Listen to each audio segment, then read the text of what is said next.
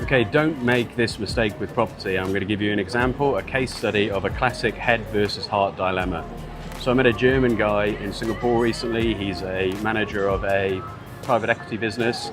He was in London on a holiday and he thought, you know what, I really like the look of this. I want to retire here in 10 years' time. What he was looking at was a property in Islington at up to 1.5 million. So we had a conversation. He said, okay, for 10 years, I want it to be an investment. And then in 10 years after that, from 10 years onwards, I want it to be a heart decision. So we got into his goals a bit more and I said, do you really think that makes sense? You know, is a head decision the same as a heart decision? Describe what the ideal house looks like. And he described that. And then I said, well, describe what an ideal cash flow positive property looks like.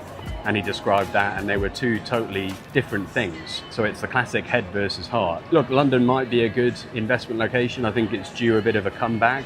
If your goal is capital appreciation, then 1.5 million, if that appreciates at 5%, that's a good profit. But in reality, an investment needs to be cash flow positive, which it wouldn't be at 1.5 million, high yield and good growth.